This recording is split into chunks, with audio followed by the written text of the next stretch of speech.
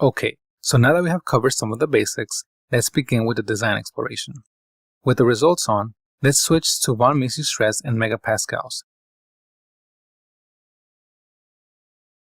Let's open the default max von Mises stress monitor as well.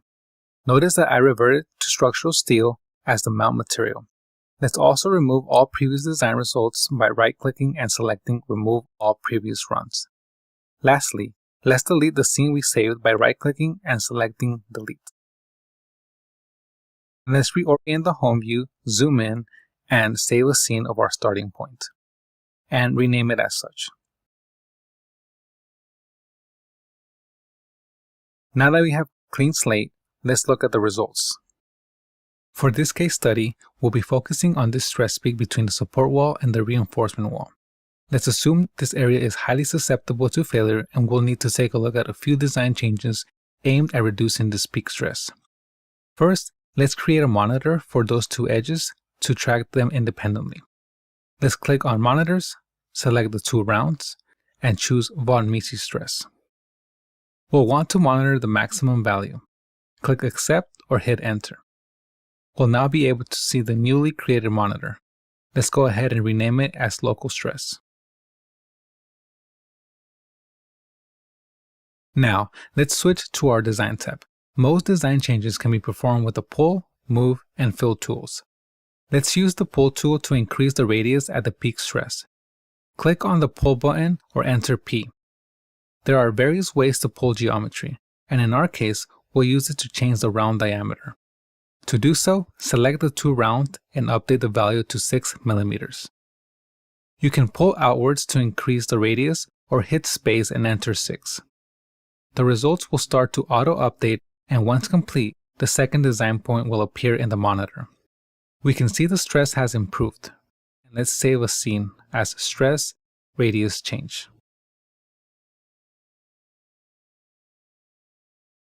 Reorient to the home view and zoom in. So now we can test out another idea.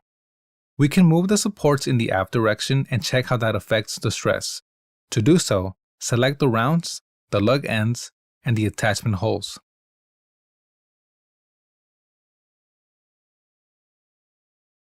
Now click on the Move button or enter M. In this case, we can simply click on the arrow pointed in the aft direction and move it out or hit space and enter a value. In this case, we'll enter a value of -20 mm. Note that you can reorient the move coordinate system by holding Alt and selecting a geometry to align to. We can see that the stress improved again. Let's save a scene as Stress Support Shift. Reorient to the home view and zoom in. We can also thicken the walls to add more material to the cross-section. We can enable the Pull tool again and select the interfaces of the two support vertical walls. Note that if geometry is not visible, you can access it by holding Ctrl and scrolling through the geometry behind the visible one. Now, let's thicken the walls by 6 mm. We can see that the stress continues to improve. Let's save a scene as Stress Thicker Walls. Reorient to the home view and zoom in. Let's explore one more idea, and we can then move on to a different objective. Let's add a second pair of walls under the hinge support. Before beginning this, let's pause the solver to ensure any intermediate steps are not monitored. Now, double-click on the face of each wall to extend the selection to all faces on the walls. Now bring up the Move tool and click on the arrow pointed towards the aft direction.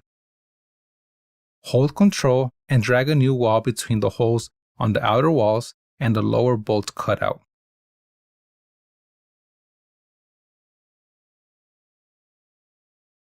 Now, we can specify the positioning of these new walls by measuring their distance from a reference point. We'll do this by using the ruler button in the HUD.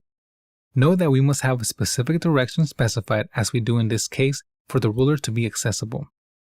Let's assign a distance of 65 mm between the original walls and the new ones. To do this, Let's reset our Move tool by hitting Escape or clicking on empty space. Now, let's select the two new walls and drag the local Move coordinate system towards the forward face of one of the new walls. This will ensure that we measure from this face to the reference point. Now, click on the arrow pointing forward and then on the ruler. You can now select the reference point. We'll select the closest face on the original wall. We can now specify this measurement, which will be 65 mm in our case. We can resume our solver and check how this change affects the results in our monitor. And let's save a scene as Stress Added Walls. Reorient to the home view and zoom in.